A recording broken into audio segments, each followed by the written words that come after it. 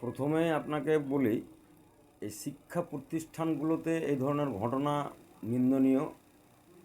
এই ঘটনা আমি তীব্র নিন্দা জানাচ্ছি।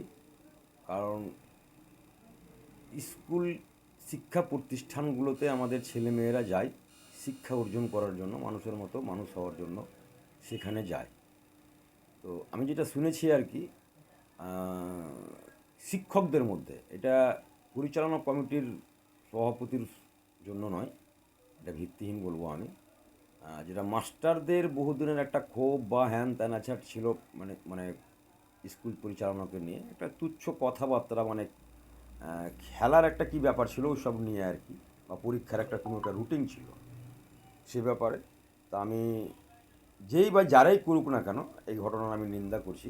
কারণ একটা ওই জায়গাতে ভরা স্কুলে কথোপকথনের মাধ্যমে অশ্লীল ভাষা ব্যবহার করা, হাতাপাই করা এটা বাঞ্ছনীয় নয়।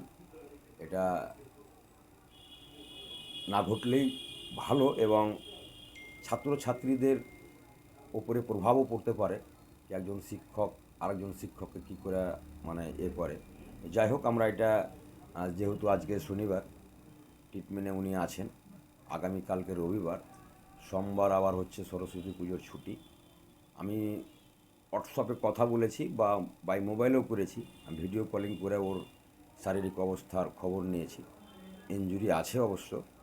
তো যাই হোক, উনি উনি কথা দিয়েছেন এমএলএ সাহেব আপনি যেটা ভালো বুঝবেন আর কি। আমি ভেবেছিলাম কি যে ঘটনা ঘটেছে আর কি, ঠিকই আছে, সেটা আমরা সামাজিকভাবে যদি হয় তাহলে আমরা হয়তো মিউচুয়াল করার, কারণ স্কুলের পরিবেশটাকে আমাদেরকে শান্ত রাখতে হবে এবং যেন তার প্রভাব ছেলে মেয়েদের মানে ছাত্রছাত্রীদের উপরে যেন কোনো রকম কুপ্রভাব না পড়ে আর কি, সেই দিকটা আমি নজর রেখেছি আর কি। তো আমি সামনের মঙ্গলবার আমি স্কুলে পরিদর্শনে যাব, আর আমি ইচ্ছা রেখেছি কালকে হেডমাস্টার মশাইয়ের সঙ্গে, উনি মালদা মেডিকেল কলেজে ভর্তি আছেন, সেখানে আমি দেখা করতে যাব আর কি। ঠিক। আজকে ফারাক্কার প্রাক্তন বিধায়ক মইনুল হক ফারাক্কার মহাদেবনগর একটি ক্রীড়া প্রতিযোগিতায় এসে তিনি অরুণময় দাসকে আক্রমণ করেছেন এবং আপনার নাম না করে মানে একটা শব্দ উচ্চারণ করে বলেছেন ওনার খুব কাছের লোক, কি ব্যবস্থা নেই সেটা আমরা দেখতে চাই। এই বিষয়ে কি বলবেন? দেখুন, প্রথমেই তো বলবো ফারাক্কার জনগণ সবাই আমার কাছের লোক। কাছের লোক এই কারণেই কি আমাকে বিশাল ব্যবধানে 2021 সালের বিধানসভার ভোটে আমাকে জিতিয়েছে। তাই আমি বলবো ফারাক্কার বাসীর জন্য আমি দিবারাত্রি চিন্তা করি কিভাবে ফারাক্কার উন্নয়ন হবে, ফারাক্কা কিভাবে শান্তি শৃঙ্খলা বজায় থাকবে, ফারাক্কাতে অর্থনৈতিক কিভাবে বিকাশ ঘটবে, ফারাক্কা কিভাবে শিক্ষা, স্বাস্থ্য, অর্থনৈতিক, পানীয় জল, রাস্তাঘাট নিয়ে আমি 24 ঘন্টায় মোটামুটি বলতে পারেন আমি মানে সুচিন্তক হিসাবে আমি কাজ করি ফারাক্কাবাসীর। তাই বলবো ফারাক্কাবাসী গোটাটাই আমার কাছের লোক, কেউ আমার দূরের না। আর উনি যেটা আমাকে হয়তো হিট করে বলেছেন, আমি একটাই কথা বলবো, ওনার বয়স হয়েছে, বহুদিনের বিধায়ক ছিলেন, হয়তো উনি দুঃখ পাচ্ছেন, কষ্ট পাচ্ছেন, হয়তো যে কাজটা 25 বছরে হয়নি সেটা আমি হয়তো 4 বছরের মধ্যে তার কয়েক গুণ কাজ আমি করতে পেরেছি। সেটা ওপরওয়ালার আশীর্বাদ, মানুষের আশীর্বাদ, মানুষের দোয়া বলতে পারেন। কারণ এই শর্ট টাইমের মধ্যে আপনারা জানেন কি আমরা ব্লক হসপিটাল করতে পেরেছি, তার পরিষেবা খুব অল্প সময়ের মধ্যে চালু হবে। পানীয় জলের ব্যবস্থা করেছি, রাস্তাঘাট ঝাঁ চকচকা করেছি, সবটাই কিন্তু মমতা ব্যানার্জির অনুপ্রেরণায় করতে পেরেছি আর কি।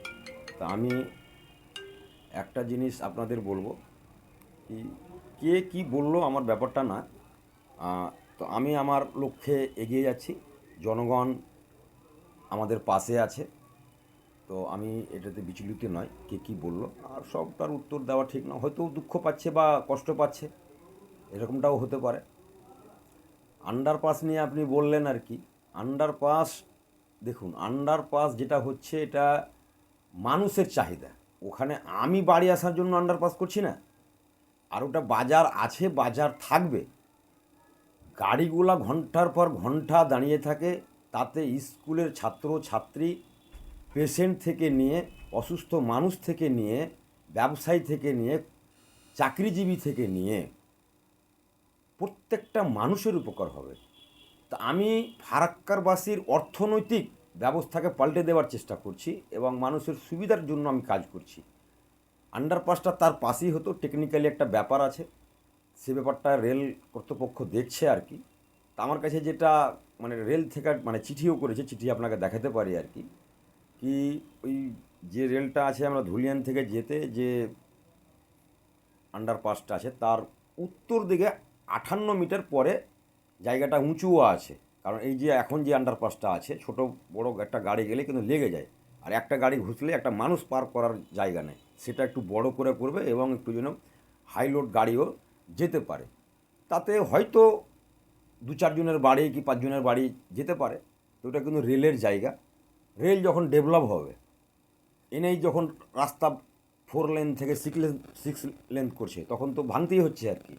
তা আমি তবুও বলেছি সরকারি বেসরকারিভাবে ওই যে পরিবারগুলো ক্ষতিগ্রস্ত হবে আর কি, সেগুলো আমি দেখব, খতিয়ে দেখব, তারপরে আমি মানে করব। এখানে আপত্তি জানাবার কিছু নাই। দীর্ঘদিনের একটা সমস্যা, স্বাধীনতার পরে 40 বছর ধরে নেন, মানে 50 বছর হয়ে গেল এনটিপিসির বয়স আর কি। সেই থেকে মানুষের আশা প্রত্যাশা। তা আমি মানুষের 2-4টা লোকের ক্ষতি দেখবো না মানে লাখ লাখ মানুষের সুবিধা দেখব। আপনারা জানেন কি যে ওই কেদারনাথ ব্রিজ সিঙ্গাল ছিল আর কি, একটা গাড়ি পাস হতো, একটা গাড়ি দাঁড়িয়ে থাকতো। সেখানে অ্যাম্বুলেন্স থেকে নিয়ে মানে কর্মব্যস্ত মানুষ, ব্যবসায়ী থেকে নিয়ে স্কুলের ছাত্রছাত্রীরাও ঘন্টার পর ঘন্টা দাঁড়িয়ে থাকতো। তার পাশেই একটা এনটিপিসি যে মানে নেতাজি সেতু নাম দিয়েছে, এখন মানুষের কত সুবিধা হয়েছে। তো এটা সুবিধা মানে আন্ডারপাসটা হয়ে গেলে মানুষের আর ওপারের যে একটা বিভেদ,